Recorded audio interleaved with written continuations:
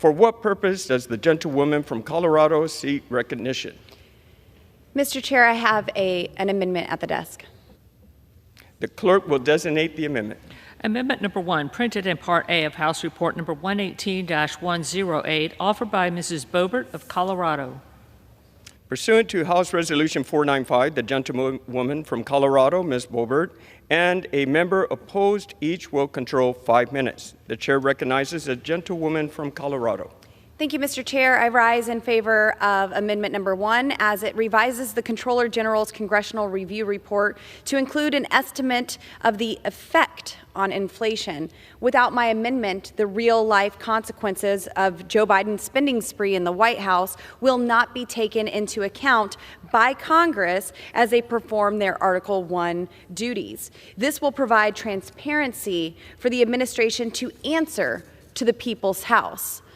The GOP majority has been empowered to hold the Biden administration accountable and demand transparency by revealing just how much Biden's executive orders are costing American families and small businesses. Coloradans are struggling right now as they deal with the disastrous effects of Joe Biden's destructive economic policies.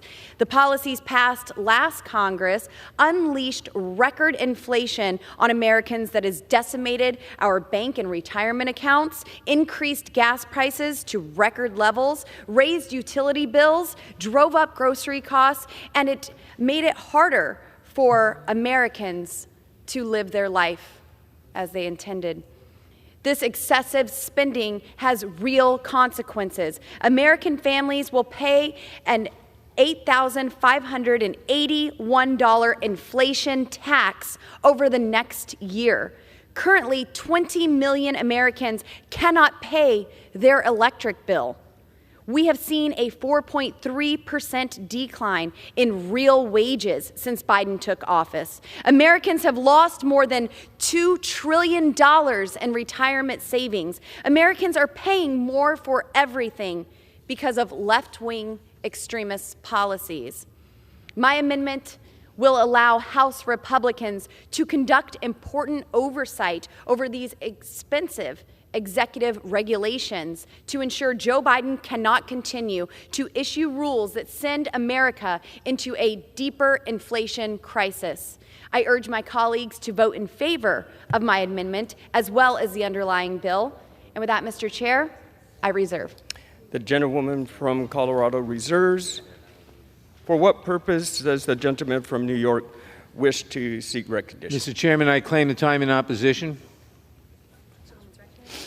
The gentleman is recognized for 5 minutes. Thank you, Mr. Chairman. Mr. Chairman, this amendment requires the Comptroller General to include an estimate of a rule's effect on inflation in the Congressional Review Report. I oppose this amendment because it requires an estimate of a rule's effect on inflation, which would require the Comptroller General to speculate, based on limited evidence, how rules that likely have little to do with the economy would affect inflation. The GAO has already reported to Congress that they would be unable to assess a rule's impact on the economy with the limited information available. And in any case, the 15 days provided for major rule reports do not allow for the GAO to make a determination on a rule's effect, even if they had the necessary information. Adding more requirements for various officials to estimate a rule's effect on the economy when they lack the necessary time and information to provide a concrete answer will not heighten the efficacy of this bill, but will rather create more unnecessary estimates for Congress to weigh in their review of agency rules. In addition, the Nonpartisan Congressional Research Service has previously noted that estimating the total cost of regulations is inherently difficult and that such estimates of the cost of regulation should be viewed with a great deal of caution. Like the OMB, CRS has noted that there are significant methodological challenges to estimating and aggregating the total costs and benefits of rules. I oppose this amendment because it focuses only on the cost of regulatory protections while completely ignoring the monetary benefits of those critical rules, and because it asks the Comptroller General to do what is impossible to do. I reserve. Gentleman from New York reserves. Gentlewoman from Colorado is recognized. Thank you, Mr. Chair. I think it's perfectly reasonable to have a report that looks into the spending that has been taking place for the past 2 years and beyond. But this inflation is impacting millions of Americans across our nation. As I stated, American families will pay $8,500 and $581 in an inflation tax. We should be looking into the impacts of the spending that is taking place in Washington, D.C. Even if it is an estimate, we need to have an idea on how this is impacting families and why we currently have 20 million families that cannot afford their utility bills, why we've seen this 4.3% decline in real wages since Biden took office. I would like to see that report, and again, I urge my colleagues to vote yes on Amendment 1, and Mr. Chair, I yield. The gentlewoman yields. Gentleman from New York.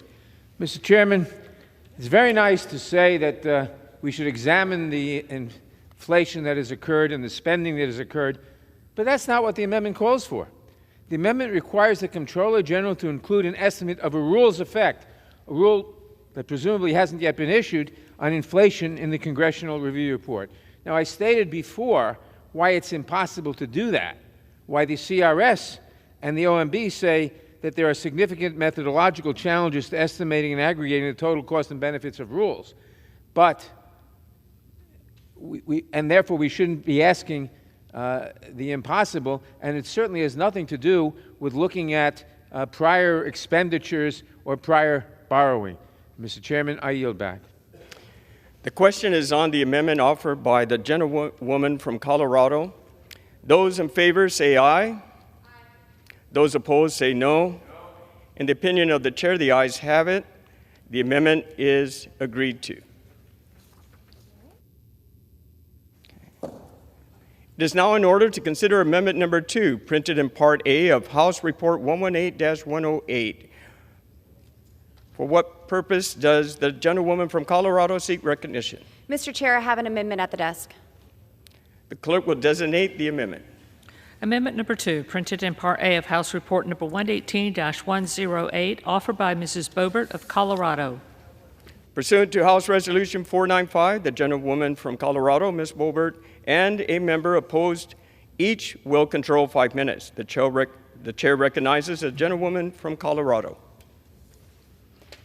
Thank you, Mr. Chair. I rise in favor of my amendment, which will require the Comptroller General to publish the GOA study of rules on its website. My simple, straightforward amendment ensures that the American people will be better informed of the regulations unelected bureaucrats are imposing on them, costing as much as $2 trillion in compliance costs and economic losses. During the first year of this administration, the Biden White House added more than $200 billion in new regulatory costs. Without my amendment, the real-life consequences of Joe Biden's left-wing agenda will not be seen by those impacted most. This will provide transparency for the administration to answer to the American people. While the federal government continues to spend trillions of dollars it doesn't have, inflation has hit a 40-year high, and everything we buy, including food, gasoline, and so much more, costs more. Instead of addressing these major economic concerns head-on, the Democrat solution is to keep imposing unnecessary regulations and spending money we do not have. The GOP majority has been empowered to hold this administration accountable and demand transparency by revealing just how much these regulations are costing American families and small businesses. Unnecessary government regulations and excessive red tape impose crushing economic burdens on the people in my district and across our great country. Since Joe Biden took office, his administration and unchecked bureaucrats are going full steam ahead on enacting a radical left-wing agenda throughout unilateral executive action. House Republicans should be working to cut wasteful spending, get to the bottom of fraudulent payments made by the federal government, support American energy production, and oppose tax increases proposed by the Democrats. Economic strength and job growth result from policies that unshackle job creators, allow American ingenuity, and provide certainty. My amendment ensures the legislative branch and the American people can provide proper oversight and no longer allow this administration to go unchecked. I urge my colleagues to vote in favor of my amendment as well as the underlying bill. Mr. Chair, I reserve. The gentlewoman reserves. For what purpose? Does any member seek time? The gentlewoman from Colorado. Mr. Chair, I yield. The question is on the amendment offered by the gentlewoman from Colorado. Those in favor say aye. Aye. Those opposed say no. No. In the opinion of the chair, the ayes have it. The amendment is agreed to.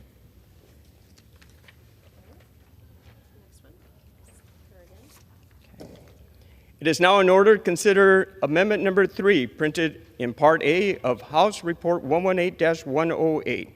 For what purpose does the gentlewoman from Colorado seek recognition?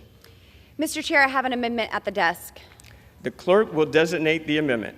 Amendment number 3, printed in Part A of House Report number 118-108, offered by Mrs. Boebert of Colorado. Pursuant to House Resolution 495, the gentlewoman from Colorado, Ms. Boebert, and a member opposed, each will control 5 minutes. The chair recognizes the gentlewoman from Colorado. Mr. Chair, I rise in favor of my amendment, which will require Comptroller General's Congressional Review Report to be made available on the Congressional Committees of Jurisdiction. This simple good governance amendment allows Congress to take back its Article 1 authority in our system of checks and balances. This will provide transparency for the administration to carry out its congressionally authorized duty. By requiring the administration to submit its plan to the People's House, we can provide important oversight and provide feedback. It's time for the legislative branch to actually do its job rather than ceding all the power to the White House and bureaucrats. Our founders were determined to create a government whose branches work together. By requiring the Comptroller General to submit the Congressional Review Report to the Congressional Committees of Jurisdiction of the rule, we will allow members who know these issues best to examine the real-life impacts of these executive regulations. Congress needs to take back its power and advocate for the American people we represent. My amendment will ensure these voices do not go unheard, hold this administration accountable, and ensure Biden's streak of unchecked power comes to an end. I urge my colleagues to vote in favor of this amendment as well as the underlying bill. Mr. Chair, I reserve. The gentlewoman reserves. Does anyone seek recognition? If not, the gentlewoman from Colorado is recognized. Thank you, Mr. Chair. I yield back the balance of my time.